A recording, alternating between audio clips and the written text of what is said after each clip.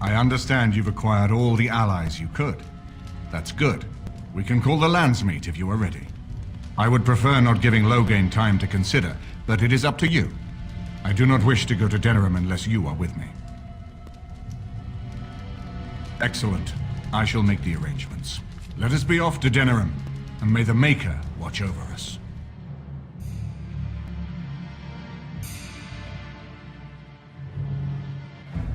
Denerim is the heart and soul of Ferelden. It was the city of King Calenhad, the birthplace of Andraste. As stubborn as a Mabari, and as good to have on your side. If we defeat Loghain here, the rest of the nation will follow us. By calling the Landsmeet, I've struck the first blow. The advantage, for the moment, is ours. He will have little choice but to show himself, to oppose us directly. He will strike back at us. The only question that remains is how soon. Loghain, this is an honor, but the Regent would find time to greet me personally. How could I not welcome a man so important as to call every lord in Ferelden away from his estates, while a blight claws at our land? The blight is why I'm here. With Cailan dead, Ferelden must have a king to lead it against the Darkspawn. Ferelden has a strong leader. Its queen. And I lead her armies. And who is this, Eamon? Some new stray you picked up on the road? And here I thought it was only royal bastards you play the nursemaid to, not elven derelicts. Well, you're admitting the royal part. That's a start.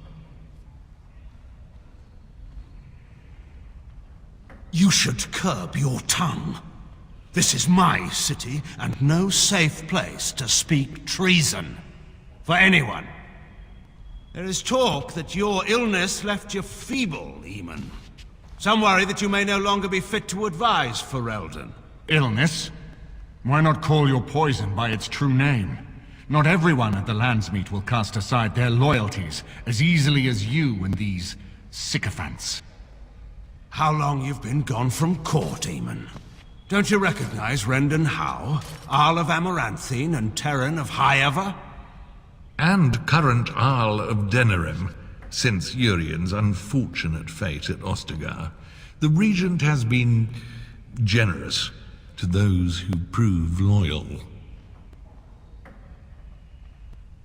When the animals turn against their masters, it is sometimes necessary to cull the herd. You are either very bold or very stupid to threaten the Tern before witnesses. Enough, Carthrian. This is not the time or place. I had hoped to talk you down from this rash course, Eamon. Our people are frightened. Our king is dead. Our land is under siege. We must be united now if we are to endure this crisis. Your own sister, Queen Rowan, fought tirelessly to see Ferelden restored. Would you see her work destroyed? You divide our nation and weaken our efforts against the Blight, with your selfish ambitions to the throne.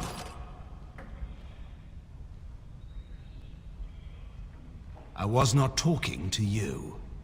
I cannot forgive what you've done, Loghain. Perhaps the Maker can, but not I. Our people deserve a king of the Theron bloodline. Alistair will be the one to lead us to victory in this blight. Oh, is that all I have to do? No pressure. The Emperor of Orlais also thought I could not bring him down. Expect no more mercy than I showed him. There is nothing I would not do for my homeland.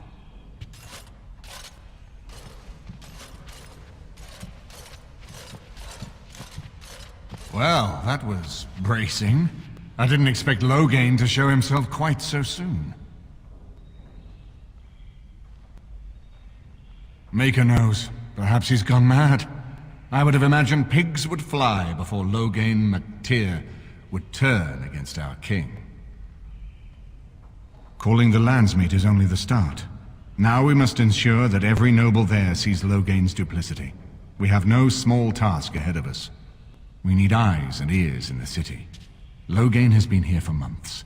The roots of all his schemes must begin here. The sooner we find them, the better we can turn them to our advantage. Go have a look around, and see what you can turn up. Better yet, find the nobles who have arrived for the Landsmeet. Test the waters. See how many will support us. When you're ready to talk strategy, come upstairs to my sitting room.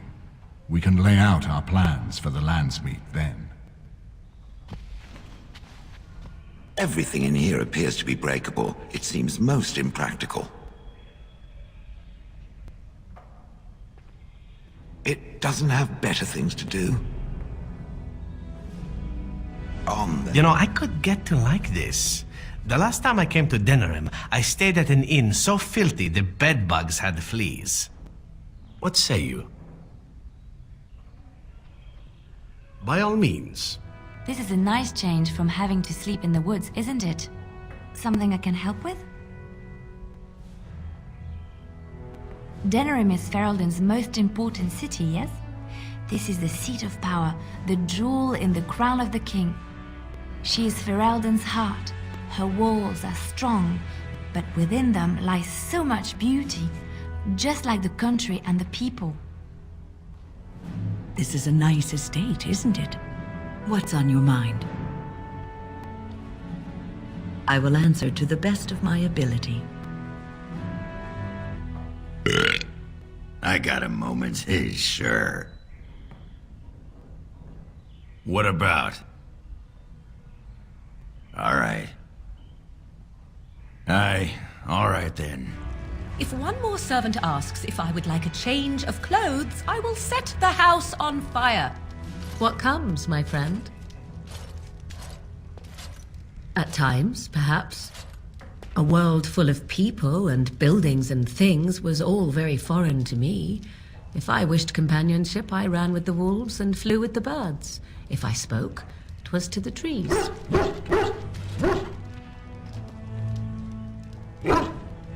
Don't be foolish. I recall the first time I crept beyond the edge of the wilds.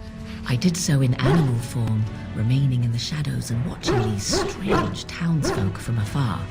I happened upon a noblewoman by her carriage, adorned in sparkling garments the likes of which I had never before seen. I was dazzled. This, to me, seemed what true wealth and beauty must be. I snuck up behind her and stole a hand mirror from the carriage. It was encrusted in gold and crystalline gemstones, and I hugged it to my chest with delight as I sped back to the wilds. She was not. Flemeth was furious with me. I was a child and had not yet come into my full power, and I had risked discovery for the sake of a pretty bauble. To teach me a lesson, Flemeth took the mirror and smashed it upon the ground. I was heartbroken. And a foolish one. Flemeth was right to break me of my fascination. Beauty and love are fleeting and have no meaning. Survival has meaning. Power has meaning. Without those lessons, I would not be here today, as difficult as they might have been.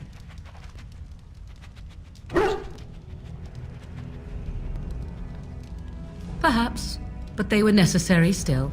To return to your original question, perhaps my time in the wilds was indeed lonely, but such was how it had to be. I find myself at times wondering what might have become of the girl with the beautiful golden mirror, but such fantasies have no place amidst reality.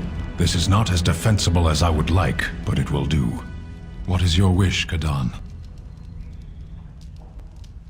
Speak, then. Clearly your chantry agrees. My people have a tale. An Ashkari walked among the fields once, observing the laborers at work. Flax bloomed all around him, the color of still water. The air rippled like a curtain. As he stopped to examine a blossom, a bee stung him on the hand. The Ashkari turned to a laborer for aid and noticed for the first time the heavy gloves and coat she wore. As she tended to him, the Ashkari asked them why she was dressed so in such stifling heat. "To avoid your fate," she replied. But there are many thousands of bees here, the Ashkari said to her, and only one stung me. Surely your caution is unwarranted. The stinger is always a surprise, agreed the laborer. But so is the bee that simply passes one by.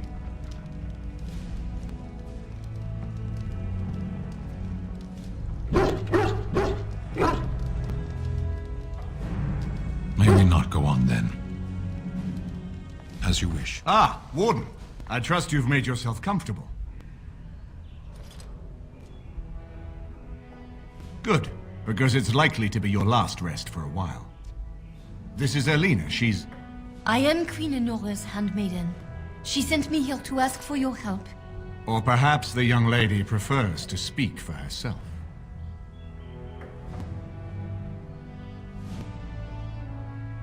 The Queen, she is in a difficult position. She loved her husband, no?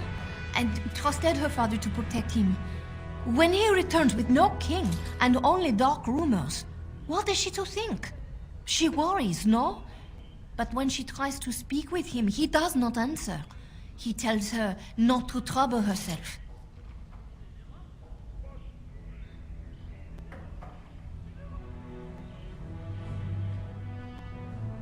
My queen suspects she cannot trust her father.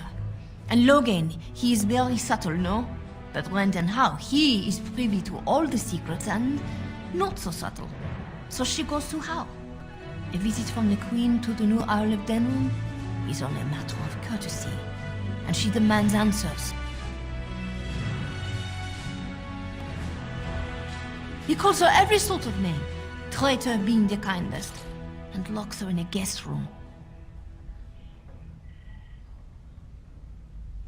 King Kalen was like a son to him, and Logain left him to die. Does he love Enora more? Who can say? I think her life is in danger. I heard House say she would be a greater ally dead than alive, especially if her death could be blamed on Owl Eamon.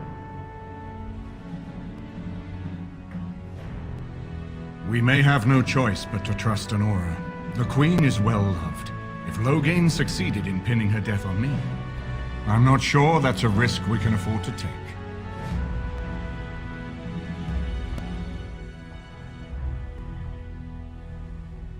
And who would tell them? Me?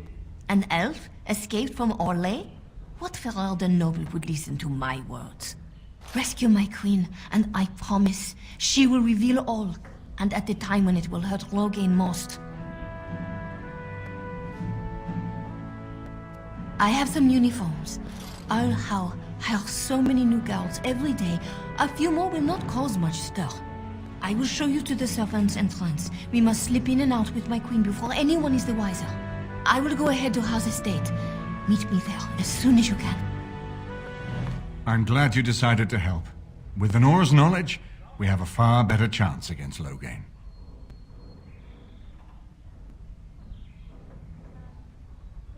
From Elena's story, he turned against her first. If he truly intends to sacrifice her, I think it would be strong motivation to break the parental bonds. In any event, I would far rather have the opportunity to ask such things of her than simply hear about her murder. If Enora speaks out against Logain, hers would indeed be one of the most powerful voices of the Landsmeet.